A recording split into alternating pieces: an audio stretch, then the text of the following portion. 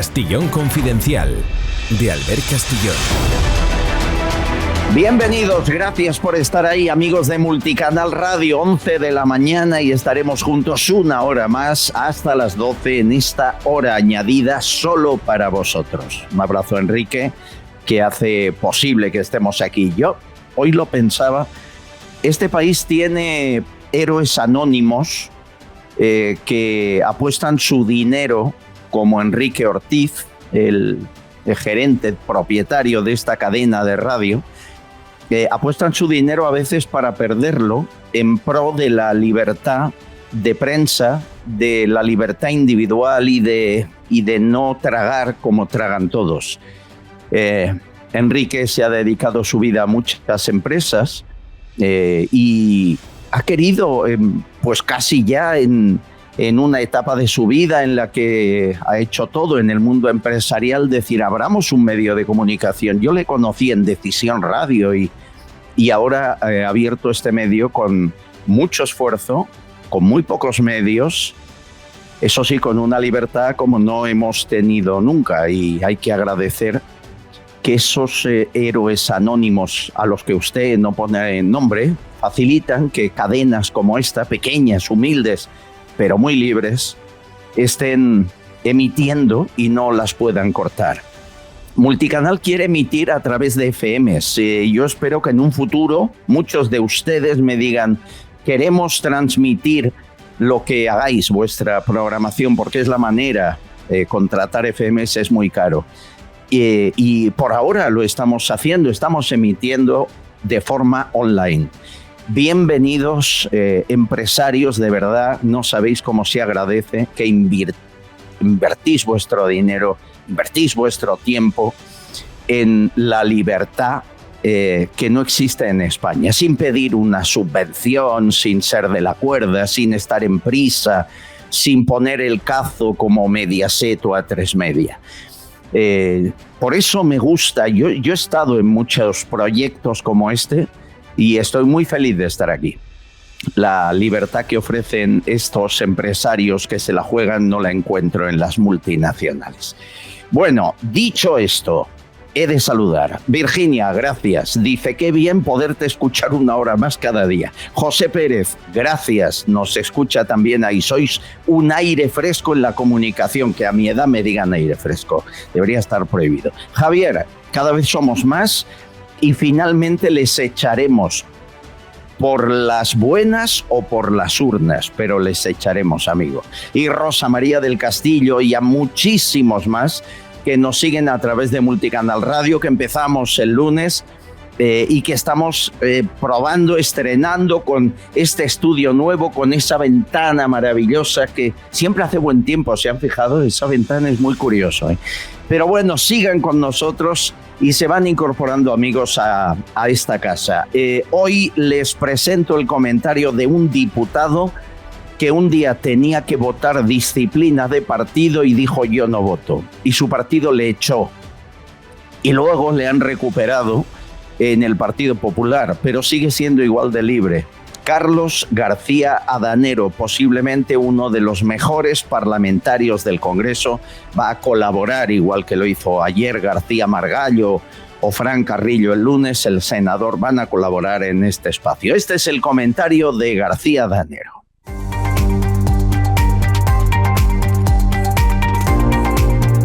Hola, Albert.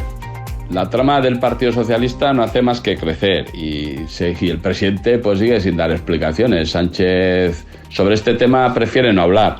Tenemos a una presidenta del Congreso que desde luego tenía que haber dimitido ya hace tiempo, pero después de las últimas noticias no debería estar ni un segundo más en el puesto, así como el ministro de Administración Territorial. Y luego yo creo que es novedoso, ¿no?, tener un ministro en el gobierno de España que su única función es la de insultar a todos los demás y desde luego no se dedica al tema por el que se le paga, ¿no?, que es para resolver los problemas de su ministerio. Y a todo eso, ¿qué hacen los socios de Sánchez? Pues todos los Bildu, PNV, Esquerra, Junts, etcétera. Pues en todo lo que tiene que ver con la corrupción miran para otro lado, prefieren no mojarse y además ahora todos, como estamos en proceso electoral, en Cataluña y en el País Vasco, pues resulta que ya nadie conoce a Sánchez. Y entonces dicen que es que no hay que fiarse de él, que cambia mucho de opinión, que es un mentiroso, etcétera, etcétera. Todos haciendo ahora el paripé de que no tienen que ver nada con Sánchez porque sabe que eso les puede perjudicar en sus resultados electorales, pero mientras el conjunto de los españoles sufriendo las consecuencias de todos los acuerdos a los que llegan. En definitiva, estamos una vez más con el país a la deriva y desde luego Sánchez debería dar primero explicaciones y en cuanto pueda convocar unas elecciones. Qué grande, Carlos García Danero, diputado en el Congreso. Nos seguirá contando lo que pasa en los pasillos del Congreso en este programa. Hay más. Castillón Confidencial, de Albert Castillón. Radioteléfono Taxi es la forma más fácil de moverse en taxi, conociendo exactamente el precio que te va a costar tu trayecto. Y ahora con precio máximo garantizado. Más de 4.000 profesionales dando servicio las 24 horas del día y todos los días del año. Llámanos al 91 547 8200 o descárgate Pide Taxi. Radioteléfono Taxi, tu taxi profesional, sostenible y seguro.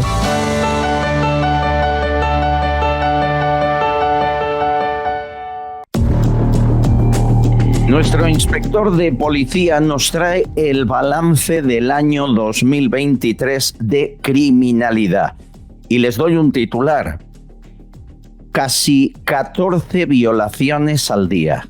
Esto es lo que nos deja la herencia, por ejemplo, de Irene Montero en el Ministerio de Igualdad. Nos lo cuenta Serafín Giraldo, inspector de policía, doctor en Derecho y portavoz del digital H50. Adelante. Muy buenas, Albert. Han salido ya las estadísticas de criminalidad del año pasado, del año 2023, con un aumento general de la criminalidad en un casi 6% con respecto al año 2022. Esto, no deja de ser grave, pero tampoco es alarmante. Lo que sí es alarmante es la incidencia de dos actividades delictuales. En primer lugar, la ciberdelincuencia ha crecido un 25% y, en segundo lugar, los delitos contra la libertad sexual han aumentado en un 15%.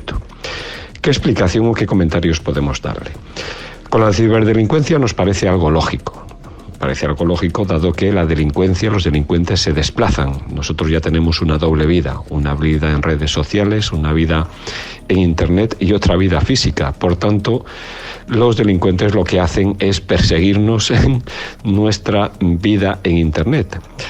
Y así son delitos en general contra la propiedad. En concreto son estafas. Más alarmante, si cabe, es el aumento de los delitos contra la libertad sexual, porque estos delitos sí son físicos y además, desde mi punto de vista, los más aberrantes que existen. 20.000 delitos que se producen en España contra la libertad sexual. De ellos, 4.875 son violaciones. ¿Qué podemos decir? Pues que hay varios factores a analizar. Por ejemplo, pues las nuevas culturas, factores sociales. Pero a mí lo que más me llama la atención es la necesidad de establecer estadísticas de autor, y esto no existe. No para señalar, no para criminalizar, no, sencillamente para prevenir. Necesitamos saber quiénes son los autores, su rango de edad, las zonas, su origen, de dónde viene y quiénes son, en definitiva, para la prevención, porque casi 5.000 mujeres son violadas anualmente en España. Y esto me parece grave, ¿no? Gravísimo. En cuanto al resto de delitos, los robos violentos han aumentado un 2%, no merecen más comentario.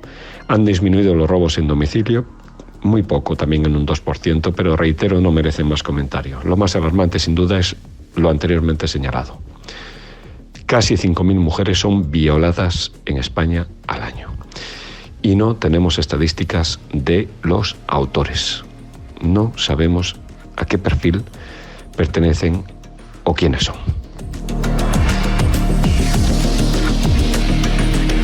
Estás escuchando Castillón Confidencial. Papá, ¿por qué bebes bichi catalán? ¿Cómo que por qué bebo Vichy catalán? ¿Pero tú no sabes que a todo el mundo le gusta? Mira, ¿te has fijado en los cantantes? Siempre piden uno al salir al escenario. Ahora mismo personas de todo el planeta están pidiendo Vichy catalán. Y bueno, los influencers son todos fans del Vichy. Si hasta existe un emoticono, la gente lo pide siempre que hay que celebrar algo. Por eso a los deportistas cuando llegan a la meta se los dan de 2 en 2. Hay quien pide Vichy catalán debajo del agua. Bueno, hasta en la luna lo piden. ¿Qué? ¿Quieres probarlo? Vichy catalán. Cuando algo es genuino, se hace universal. Hay algo que llevamos meses dándole vueltas y no entendemos. Las nacionalizaciones masivas. Hablamos de más de 250.000 personas nacionalizadas en un tiempo récord, por ejemplo, antes del 23 de julio. Aquí se lo contamos en este programa. Lo encontramos raro, sospechoso. Ya sé que nacionalizar a alguien no es asegurarse que vote al partido que le nacionaliza. Pero digamos que es lo más lógico, ¿no? Estamos de acuerdo, sería lo más normal si usted fuese un extranjero que lleva tiempo intentando ser nacionalizado y Sánchez le nacionaliza, pues es más fácil que vote a Sánchez, eso es de lógica. ¿Es esa la intención? No lo sé. Hablamos de mucha gente, de quizá 300.000 personas nacionalizadas a toda prisa antes de julio para las elecciones del día 23. Digo que es una sospecha, tengo dudas, pero ¿saben lo curioso de esta historia? Que quien acelera las nacionalizaciones, ¿saben quién es? La hermana de Óscar Puente. Es que en este gobierno levantas una piedra y sale un primo, hermano, mujer, esposa, marido, la de Nadia Calviño, la de Teresa Rivera, la propia Begoña Gómez. ¿Hay alguien de la familia que no esté colocado? Y aunque sea que a lo mejor por méritos merecía el puesto, hombre, espérate a que no sea ministro tu hermano para ocuparlo, ¿no? Sofía Puente, hermana de Óscar Puente, es la actual directora general de la Seguridad Jurídica y Fe Pública del Ministerio de Justicia, colocada en 2020. Es verdad que tiene una carrera fiscal, pero esa colocación le llega con Sánchez, cuando Óscar Puente era alcalde de Valladolid y se postulaba, como es ahora, para ministro. Quiero saludar a un abogado que sabe mucho de lo que estoy hablando porque ha pedido explicaciones. Bueno, hay quien le llaman la mosca, que usted ya sabe, y hay quien le dice Pepito Grillo. Yo prefiero lo de Pepito Grillo. Guillermo Rocafort, bienvenido. ¿Cómo estás? ¿Qué tal? Muy bien, Albert. Un placer estar contigo y con todos tus espectadores. Y efectivamente somos mosca cojonera. Cojonera, sí, dilo, pero es lo que eres. Oye, tú pusiste contra las cuerdas a Sofía Puente, a la hermana de Óscar Puente, para que te explicara a qué venía lo de las nacionalizaciones. Explícame cómo lo hiciste. Bueno, vamos a ver. En la Ley de Memoria Democrática, que fue aprobada en julio del 2022, se estableció una habilitación para que el gobierno desarrollara normativamente el marco en el que esas nacionalizaciones por memoria democrática se iban a otorgar. Básicamente porque la ley no entraba en ese detalle, simplemente decía que había un determinado colectivo que eran descendientes de republicanos exiliados a los cuales se les concedería, después de los lógicos procedimientos dentro de lo que son los consulados, ¿no? Que son los que se encargan de asignar esas nacionalizaciones. ¿Qué es lo que pasa? Pues eso lo tenía que haber desarrollado el gobierno pues a través de un decreto o de una norma aprobada por el propio gobierno. ¿Qué es lo que ha pasado? Que no ha sido así. Con las prisas de las elecciones que tuvimos en mayo del 2023 y luego en julio, en mitad del calorazo, pues se sacó en octubre, se sacó de la manga, en octubre del 2022, Sofía Puente, una habilitación absolutamente ilegal en la cual ella no solamente de alguna forma invadía la competencia del gobierno. O sea, ya es que el gobierno es Sofía Puente directamente, siendo una alta funcionaria, pero no es una representante y no es poder ejecutivo, simplemente una alta funcionaria de confianza, pero alta funcionaria, asume esas competencias de una forma totalmente antijurídica y además, lo que es más grave, amplía el espectro, digamos, de la concesión de la ley de la nacionalización por memoria democrática a los descendientes de todos los españoles que salieron de España hasta mediados de los años 50. Muchos de sean ellos o no sean exiliados, es igual. Da igual. Ella ha creado ley, ella es fuente de derecho. O sea, por encima del Parlamento español está la hermana de Óscar Puente, que es una fiscal, o sea, realmente sabe de leyes, pero como le da igual todo y como van a calzón, bueno, en este caso decir, a braga quitada, se fuma un puro. Y además es que lo ha hecho con total impunidad, con total descaro y con total es decir, actitud dolosa, ¿no? Se montó la historia de la ley de memoria democrática para nacionalizar a todo el mundo, de manera que todos los nietos de españoles, exiliados o no, es igual, o que estaban es igual, entre que salieron de España sus abuelos entre el 36 y el 55, nacionalizados, lo cual ha provocado, me dicen, que 250.000 hombres y mujeres se nacionalicen españoles. ¿Tú crees que hay intencionalidad, que es la pregunta del millón, en nacionalizar masivamente para pedir el voto al partido que les nacionaliza o no? Absolutamente.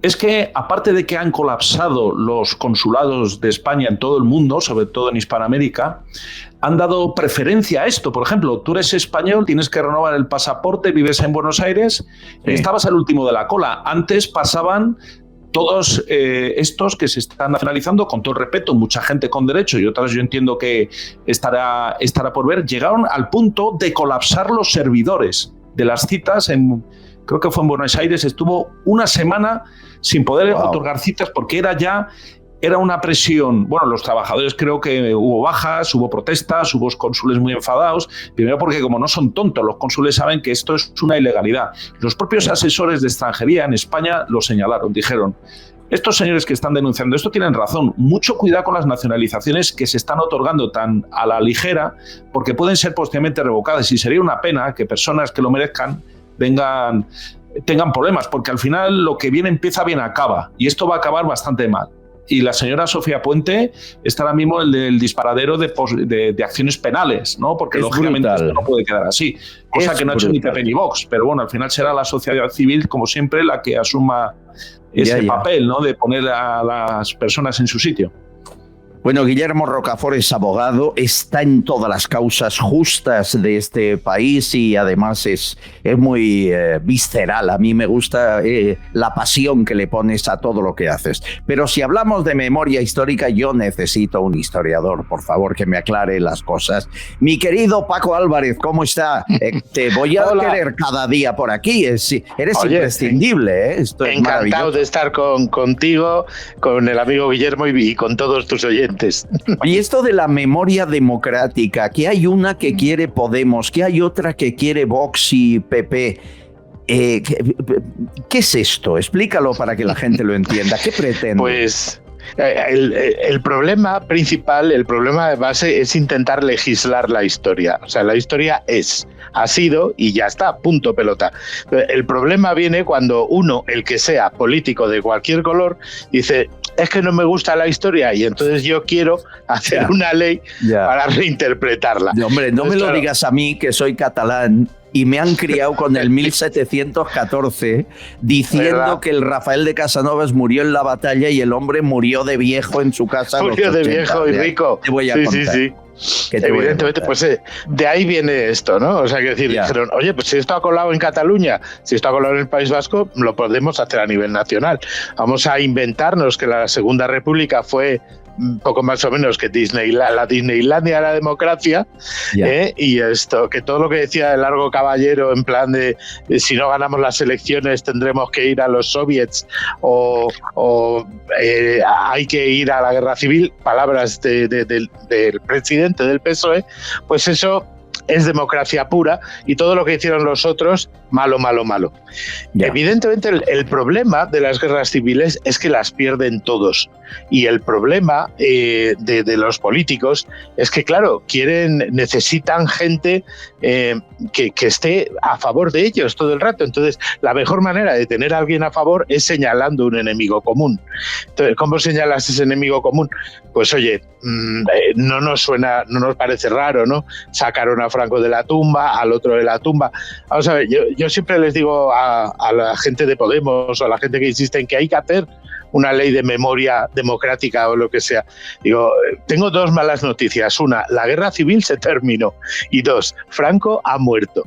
Entonces, ya está. O sea, quiero decir, dejaros de legislar sobre esto. Es absurdo. Estos, los otros y los de en medio. Se acabó. O sea, entonces, puesto que existe una ley mala, hecha por Podemos, por comunistas, que no olvidemos que es una ideología condenada por el Parlamento Europeo y por estos sanchistas que tenemos, que ni son socialistas ni nada de nada, sino que lo único que quieren es que estemos enfrentados, por eso hablan de la fachosfera todo el día y todas estas cosas, pues evidentemente hay comunidades autónomas que quieren mejorarla, pero no la pueden derogar. Está aquí Guillermo, que sabe evidentemente 100.000 veces más de leyes que yo. Una ley estatal es una ley estatal, una ley autonómica puede ampliar, pero no puede decir esto y esto y esto no me interesa, salvo que seas catalano o vasco, que entonces sí lo puedes hacer. Claro. Pero fíjate, ahora vuelven, Guillermo, a sacar la ley de memoria, a atacar la derogación de la ley que ha hecho Castilla y León, etcétera. Es decir, volvemos a desenterrar huesos para tapar el caso Koldo. En el fondo es eso, ¿no? Pues sí, yo creo que sí. Siempre se saca el comodín de Franco. Cuanto más agobia está el gobierno, más... Por ejemplo, ahora mismo Víctor, el que es el ministro de Memoria Democrática, Víctor Torres... Sí, el que era presidente de Canarias. Acosado por la corrupción, o sea... Está en el ojo del huracán, totalmente. Y ahí está, que dice que quiere hacer en Madrid un museo de memoria democrática, como si lo que demandara la capital de España es un museo de esas cuestiones. O sea, tienen una matraca con este tema... Pero bueno, hay una parte de la población que es sensible a esta cuestión, yo creo que es muy minoritaria, pero ellos, en fin, se apoyan en ella para generar odio y discordia entre la sociedad, ¿no? Hay que dejar de mirar por el retrovisor, básicamente porque si no te vas a estrellar. Bueno, España se está estrellando porque está clavada con la mirada en el retrovisor. Y en el retrovisor, además es una historia absolutamente falaz. Lo que nos está diciendo el gobierno es mentira.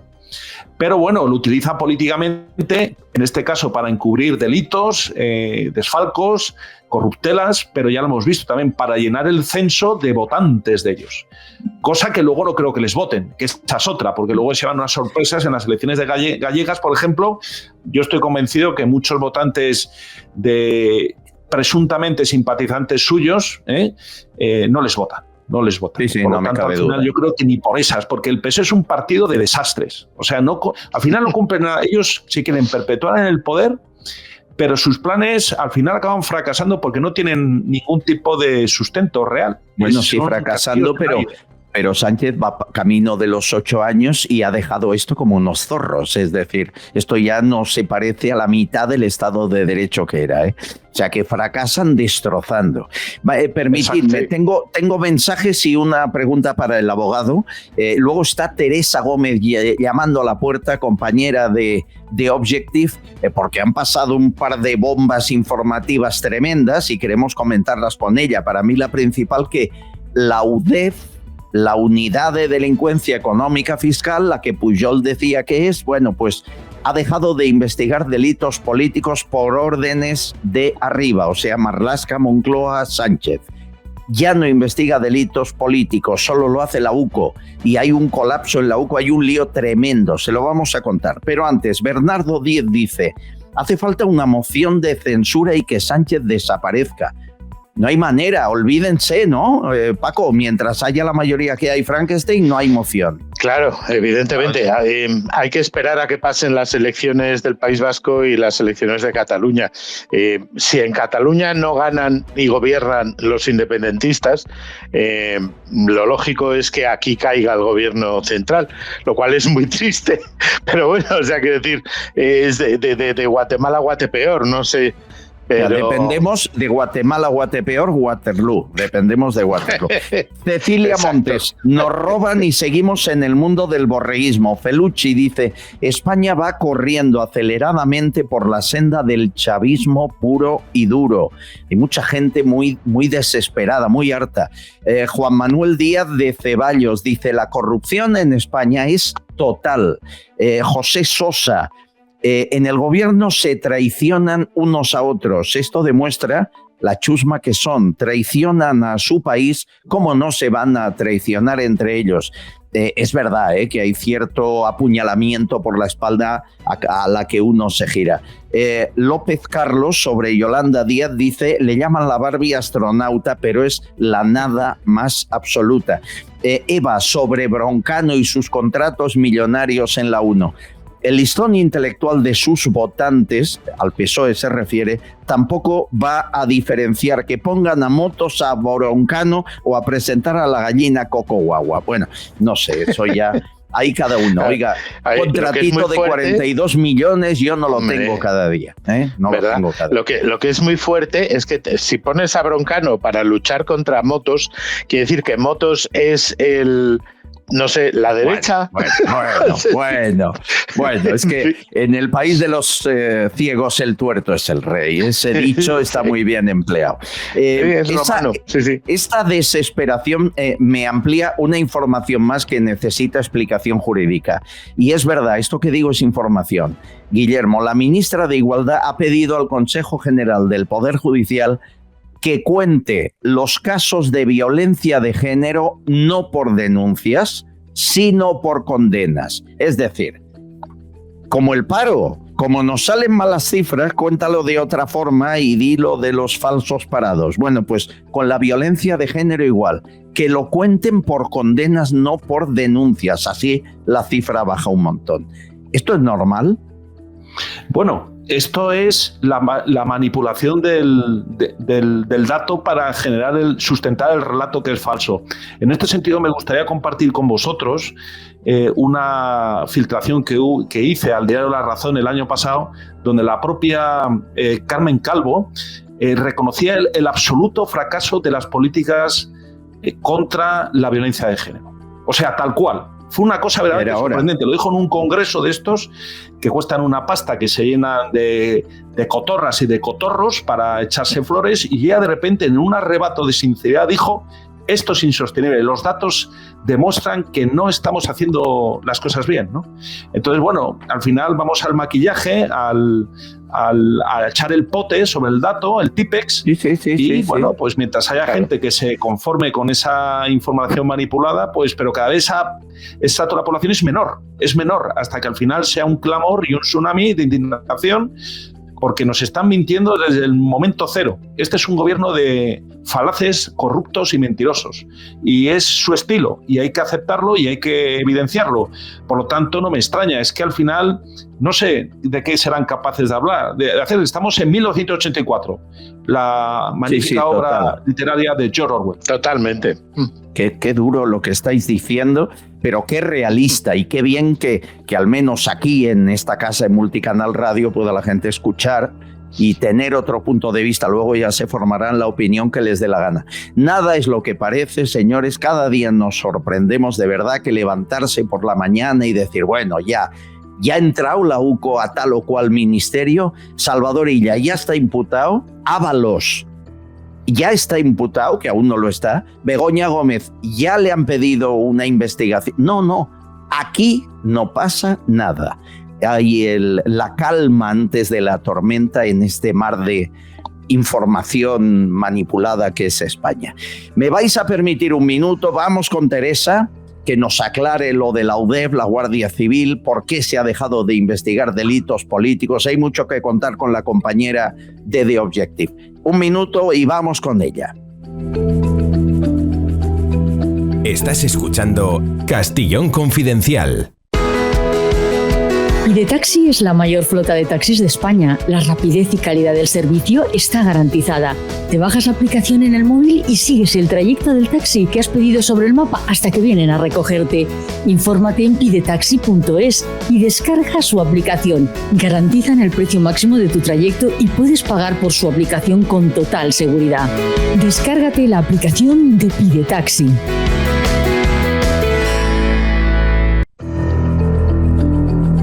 Ocurren cosas tan graves que no son noticia. Y lo que les digo es casi una contradicción, ¿verdad? Pero es así. Hay titulares de la información tan brutalmente graves que muchos medios no se atreven a reproducir. Porque sería como reconocer que estamos viviendo casi un golpe de Estado, casi una dictadura, a pesar de que votemos y de que creamos que somos muy demócratas. Hay dos titulares que publicaba The Objective en los últimos días. Uno es que la UDEF, ¿recuerdan a Pujol? Yo estaba en el plató aquel día cuando dijo, ¿qué coño es la UDEF? Bueno, la que descubrió su dinero en la mitad de paraísos fiscales del planeta. Bien, pues la UDEF ha dejado de investigar la corrupción política. Lo que les digo es brutal, es decir, alguien da orden a la UDEF para que investigue otras cosas, pero que ni toque la corrupción política. Y me dicen que esa orden, según The Objective, la da el jefe de la UDEF, un tal Fernando Alonso, que recibe órdenes. Sepamos de quién y qué tipo de órdenes. Quien firma esa información, nuestra amiga, compañera Teresa Gómez, de The Objective. ¿Cómo estás, querida? ¿Qué tal? Muy bien. Muchas gracias por invitarme una vez más. Es un gusto que estés aquí. Oye, ¿quién es Fernando Alonso? Yo no tengo el gusto. Pues Fernando Alonso actualmente es el jefe de la UDEF, que ha sido colocado ahí precisamente por Marlaska para conseguir este objetivo. Es decir, la UDEF hasta hace unos años, hasta concretamente el año mediados del 2022, que es cuando le nombran a él, estaba al cargo de Moré. Y Moré sí que es verdad que era un policía que dejaba a sus agentes investigar y dejaban hacer su trabajo. Y como consecuencia de ello, la UDEF estaba en la mayoría de las causas judiciales. Estaba en el tema de Iberoeuropa, estaba en el tema del Pollo Carvajal, estaba en el tema de PDVSA, que también se sigue en la Audiencia Nacional, estaba en el tema de Neurona, por ejemplo, de la niñera de Irene Montero. O sea, en casi todos los temas, tanto que han saltado a la luz o que han sido más mediáticos, como otros que no hemos conocido porque quizás no hayan sido tan mediáticos, la UDEF estaba detrás.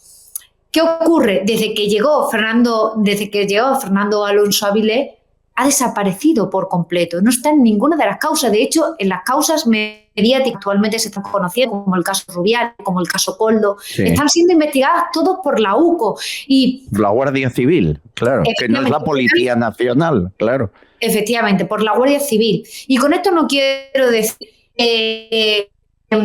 que no se estén investigando. Por supuesto que las causas se siguen investigando porque para eso ahora mismo lo está haciendo la Guardia Civil, pero quizás ahora mismo la Guardia Civil, según me comentan a mí, está sobrecargada de trabajo debido a la dejación de funciones que está haciendo la Policía Nacional por las directrices que se están llevando a cabo de este comisario, ¿no? De este responsable de la UDEF, ¿no? Y el hecho de que la UDEF haya desaparecido, como los agentes de la UDEF que estaban en la UDEF realmente estaban ahí porque les gustaba el trabajo, porque era vocacional, el hecho de que ya no les dejen investigar, lo que está haciendo es que la mayoría de ellos estén pidiendo otros destinos, porque no quieren estar ahí para cobrar un sueldo sin hacer nada.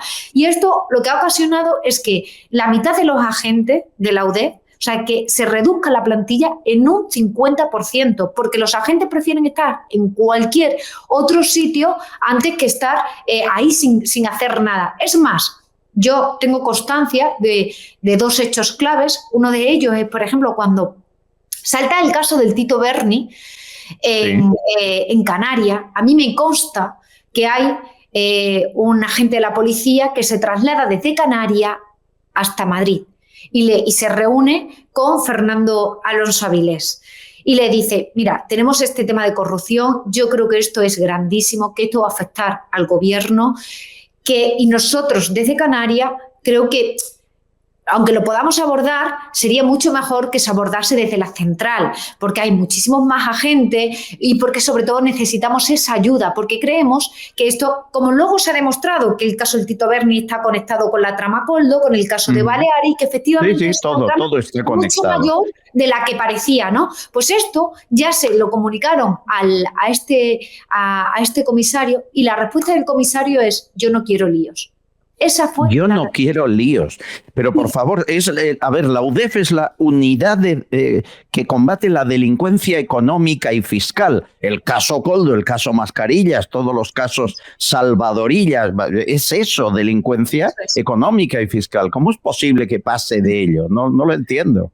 Debería ser ilegal, ¿no? Y al ver, por esta razón, el caso del Tito Berni no lo está investigando la UDEF, lo investiga la unidad de delitos cibernéticos, que ya me dirás qué conocimiento tiene sobre blanqueo de capitales la unidad de delitos cibernéticos. No o sea, lo nada. que querían era que no lo llevase una unidad especializada para intentar dejar morir el tema lo máximo posible. Lo mismo pasó con el tema de los votos, de la compra de votos en Melilla. Tampoco lo estaba llevando la unidad especializada, no lo estaba llevando la UDEF tampoco en este caso. Y así cada vez más casos. Hasta que ha llegado un momento... Es tremendo, es decir, ¿cuándo llegó Fernando Alonso a mediados de 2022. Y te voy a decir por qué no se cargaron a Moré. O sea, la intención de Marlaska era cargarse a Moré. Pero ¿qué ocurre? Que acababa de pasar lo de el guardia civil, el teniente coronel Pérez de los Cobos, ¿no? Sí. Acaba de ocurrir la destitución, el cese ilegal de Pérez de los Cobos. Entonces, ¿qué no quería Marlaska? Marlaska no quería que ocurriera algo similar en la policía. Y como Moré ya se tenía que jubilar, dijo, bueno, pues me espero hasta mediados de 2022 que se jubila, y ahora cuando se jubile pongo a una persona que a mí me garantice pues el propósito que tengo, que es desmantelar la UDEF, y es lo que ha pasado actualmente, ¿no? Que se ha desmantelado la UDEF. Y es algo catastrófico, sobre todo porque se está utilizando un dinero público de todos los españoles en no hacer nada, en calentar una silla y no investigar la corrupción de verdad. ¿Y por qué no quieren investigar la corrupción? Porque Sánchez, que venía como adalid de la lucha contra la corrupción, no quiere que se investigue la corrupción porque es consciente de que... Porque es de los suyos. Efectivamente. Claro. Yo creo que es el partido que más corrupción ha podido cometer a lo largo de la democracia. Fíjense que yo les decía que nos da la impresión, y seguro, Teresa, que la compartes, que no vivimos en una democracia plena, sino en una dictadura camuflada o en un pseudo golpe de Estado. Porque si ahora nos cuenta la compañera de The Objective cómo se coloca la gente adecuada, no para investigar, sino para mirar a otro lado en según qué investigación, ¿qué me cuentas de lo de Fiscalía? Tú publicaste, que me parece la bomba de las noticias, que Fiscalía ha reconocido que el fiscal general conoció el caso Koldo 10 semanas antes de las elecciones del 23 de julio. Es decir, hablamos de mayo-junio. Y que detuvo el caso Koldo en Fiscalía sin hacer investigación ninguna, lo paró hasta que pasaran las elecciones para que luego ya cuando el tiempo quisiera y la UCO y tal explotara. ¿Esto es legal, Teresa? ¿Esto es legal o deberíamos repetir las elecciones del 23J? Bueno, no es muy grave la pregunta que te hago, pero me parece tan brutal. Pero es una intromisión del Poder Ejecutivo en el Poder Judicial que es brutal, ¿no? Efectivamente, el fiscal del caso Koldo, Luis Pastor, tenía ya su querella preparada el 28 de junio, casi un mes antes de las elecciones. Tenía la querella redactada y se la pasa al jefe de la Fiscalía Anticorrupción, que es Alejandro Luzón, para que le haga el visado. El visado es para que revise y demás. A mí me consta, y sé que es así, que el visado estaba listo en 3 días. ¿Por qué? Porque me dicen que la querella estaba muy bien redactada y que lo único que hizo el fiscal anticorrupción es corregir algunas erratas ortográficas, como en lugar de mascarilla ponía masacrilla y cosas menores, ¿no? ¿Qué ocurre? Que en ese transcurso de tiempo se informa al fiscal general por una orden interna que hay de Fiscalía de que se va a presentar esa querella. y casualmente esa querella se para y no se presenta hasta septiembre. La versión que dan de oficial desde Fiscalía es absurda, porque la versión que dan es, no, es que luego lo sopesamos bien y dijimos, bueno, ¿para qué vamos a hacer los pinchazos telefónicos en julio y agosto si en julio y agosto los malos no van a hablar por teléfono? Esto, ¿de verdad os dicen esto? Esto es ridículo, es de patio de colegio, no se lo cree nadie. Se podían haber elaborado una excusa mejor, porque esto es... Claro. Es tremendo. Mira, cuando esto ha llegado a los malos, lo primero que han hecho los malos es reírse y dice, pues claro que seguíamos hablando por teléfono, qué tontería más grande. Eso para empezar. Luego, Ábalos, por ejemplo, por poner un ejemplo, se fue a República Dominicana justo en agosto. Por lo tanto, claro, los malos podían seguir maquinando durante esa fecha y de hecho lo hicieron. Y por esa regla de 3, si es que en julio y en agosto los malos no hablan por teléfono, sería algo que ya un fiscal de anticorrupción como un pastor sabría y por lo tanto nunca hubiese elaborado esa primera querella para presentarla en junio, ¿no? Y luego, por otra parte, todas las investigaciones policiales se paralizarían en verano porque los malos no hablan en verano. Es que es alucinante. Y luego, bueno, es una tontería porque la causa estaba bajo secreto sumario y aunque se hubiese presentado la querella en junio, no hubiese saltado a la luz. Eso no es verdad. Te digo por qué. Porque de cara a unas elecciones, aunque la querella esté bajo secreto sumario, corre mayor riesgo de que se filtre que una vez pasadas las elecciones. Y eso lo saben ellos. Claro. Mi querida Teresa Gómez, estamos haciendo de la UDEF, tú especialmente, como si fueras un policía.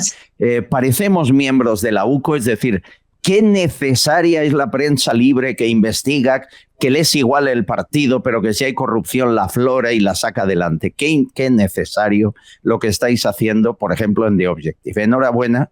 Y mantened la pica en Flandes, a pesar de los ataques, las presiones, las censuras.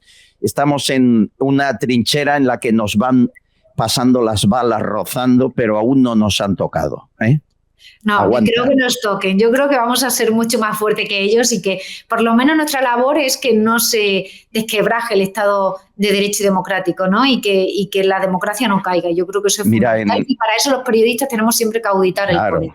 En Colombia, en Venezuela, en Rusia, un periodista crítico le matan. Aquí le matan civilmente. Que ese no llegará a fin de mes, pero puede seguir respirando. O sea que por ahora no hemos llegado a esos niveles. Un beso fuerte, mi querida Teresa Gómez. Un beso enorme. Gracias, cariño. Sí. Castellón Confidencial, de Albert Castillón.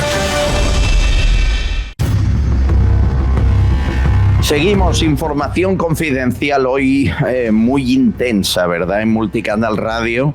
Estamos aquí, recuerden, 2 horas cada día de lunes a viernes, desde el pasado lunes que empezó esta aventura y que dure mucho tiempo. Gracias por estar ahí, por buscarnos, seguirnos en el canal de YouTube propio o en el de Multicanal esta segunda hora y a los compañeros por ayudarnos a la reflexión. Tengo una llamada muy interesante, pero la ha de escuchar mi abogado Guillermo Rocafort y mi historiador Paco Álvarez. Guillermo, escucha Antonio, nos ha dejado un mensaje en el 649-532-435. Es una idea, a lo mejor está loca, pero a mí me gusta, escucha. Mira que ya se sabía en la pandemia todo lo que habían hecho, la cantidad de millones que le habían dado a empresas que no existían y tal. Eso se sabía ya desde el minuto cero y no ha pasado nada, nadie ha hecho nada, no hay ningún juez, ningún fiscal que diga nada. No funciona. ¿Os acordáis cuando los controladores aéreos se pusieron en huelga y entonces no funcionaba tampoco el sistema aéreo? ¿Qué hicieron los socialistas? Poner controladores aéreos militares. Bueno, y si ponemos a jueces militares, que los hay, y abogados militares, que también los habrá, y quitamos a los que tenemos. A ver, la idea es fuerte, es decir, a ver, en según qué casos, claro, lo de los controladores aéreos era una huelga. Sacar a unos y poner a jueces militares, Guillermo, esto se ha ido un poco de madre, Antonio, ¿o no? Bueno, vamos a ver. ahora mismo jueces militares prácticamente no hay. De hecho, las vacantes no las está sacando el gobierno. Es así, o sea, se jubilan los jueces militares y no están cubriendo las vacantes. Esto sí que se pudo hacer en el pasado, precisamente fue la clave del éxito del gobierno del general don Miguel Primo de Rivera, sustituir una administración civil caciquil y corrupta por una administración militar de abogados, economistas, ingenieros, y funcionó. El problema es que el ejército en España se ha desmantelado, lo ha desmantelado el PSOE y el PP. Hay buenos profesionales, pero ni siquiera tendría la capacidad de mantener el orden, porque no son muy numerosos, son muy disciplinados. Entonces, ese es el tema. Y luego, ¿qué ha pasado? La Fiscalía ya ha salido en la prensa que paralizó las investigaciones del caso Ábalos y Koldo. Antes de las elecciones lo sabían y lo paralizó. Es otra manifestación de cómo se producen injerencias en el sistema electoral para que el sanchismo o el PSOE no se vea afectado en su poderío electoral con noticias tan sensibles. Por lo tanto, si la Fiscalía, si la UDEF, si la Abogacía del Estado, si, yo qué sé, por ejemplo, Correos, si el INE, si la mayoría de las instituciones ya están absolutamente infiltradas, y el ejército está descabezado, ¿qué esperanza podemos tener? Pues no sé, es difícil, Albert. Quiero esperanzas. Dime que el rey va a actuar, Paco Álvarez. Dime que no va a firmar la ley de amnistía y va a hacer un discurso como hizo después del 1 de octubre. Claro, la ley de amnistía no va a entrar en vigor. O sea, eso me apuesto en lo que queráis. O sea, no va a entrar en vigor. Sánchez lo único que es un tramposo. Y nos va a costar mucho volver a ser una democracia, como éramos antes de que existiera el sanchismo. Pero vamos a salir de esta igual que hemos salido de otras mucho más gordas. O sea, tener esperanza. Evidentemente tenemos la corona, tenemos al rey como una institución, pues yo creo que de las más queridas de España, y con una continuidad, porque la princesa Leonor ahí está y ya ha jurado la Constitución, y eso no fue casual, O sea, quiero decir, si aquí pasa algo, esa continuidad existe. Y tenemos todavía algunos jueces y tenemos instituciones externas, como es la Unión Europea, que nos pueden proteger de algunas de las patrañas que estos están llevando a cabo. No creo que haya que recurrir al ejército, es buena idea, no creo que haya que recurrir al ejército, por lo menos tenemos la UCO, que depende de la Guardia Civil, que es evidentemente parte del ejército. Bueno, y antes de irnos, hablemos de Gaza, que tú, Guillermo, tienes una opinión muy, muy concreta. Tenemos, por una parte, a Sánchez visitando Dubái, Jordania, Arabia Saudí, haciéndose el hombre de paz que va a conseguir la paz en Cisjordania. Él cree que es alguien que ha nacido para ser alabado y para parar los mares y abrir las tierras, ¿no? Y por otra tenemos, bueno, pues Israel bombardeando, que lo que ha hecho con la gente de la ONG de los alimentos española es tremenda, 7 muertos, pero a la vez tenemos el reconocimiento por parte de España, que es uno de los, creo, muy pocos países, del gobierno y el Estado palestino, y va a llevarlo a la Unión Europea. ¿El objetivo cuál es? ¿Cuál es el fin? No queremos oír la música, sino la sintonía final, porque tú dices que quiere llenar España de gazatíes y de palestinos. ¿Con qué objetivo, Guillermo? Bueno, eso es cierto, lo denuncié más en el programa de Horizonte de Iker Jiménez en 4, en un horario de máxima audiencia, y nadie me ha replicado desde entonces, y lo dije hace 3 meses, y los hechos confirman mis previsiones. La fuente, esta es una noticia que salió en el ABC, y citaba a la prensa israelita porque los servicios secretos israelitas habían filtrado un informe de un plan que se consistía en lo siguiente, en sacar esos 2 millones de personas, esos gazatíes, esos palestinos, a distintos países, principalmente España, con dinero saudí, y esa es la operación. Y ahí ha ido bajo. A ver, para un momento, que lo que me dices es muy gordo. Sí. Ahora mismo está Sánchez ahí en Arabia Saudí, correcto. Que a lo mejor ha ido a cerrar este acuerdo. Sí, yo estoy convencido de que sí. Bien, y el acuerdo sería, ¿cómo hago yo la paz entre y me erijo como el salvador y el próximo premio Nobel de la Paz. Bueno, pues nos dividimos a 1 o 2 millones de habitantes de Gaza, de Palestina, que quieran venir a Europa, yo me traigo a 500.000 o 1 millón a España, paga Arabia Saudí todos los gastos y pon tú el final de la frase. Y me votan a mí, ¿no? Que es lo que busca. Bueno, aparte de eso, lógicamente de toda esa pasta, como los fondos sería como un Next Generation Saudí. Entonces solo repartirá el PSOE pues con sus tramas de coldos, de intermediarios, como ha pasado con las mascarillas, y con todo ese nuevo negociado del PSOE, después de la memoria democrática, de los sindicatos, de las mascarillas. Ahora viene el negociado de la cuestión de los palestinos, ¿no? Que a mí la verdad es que me da mucha pena, porque me parece que les están tomando el pelo. Les están absolutamente tomando el pelo. Aparte, que ya hemos visto ese tipo de campos de refugiados, tanto en el Líbano como en Jordania, cómo han fracasado y han desestabilizado esas naciones. Porque son personas pues, que están acostumbrados a guerrear.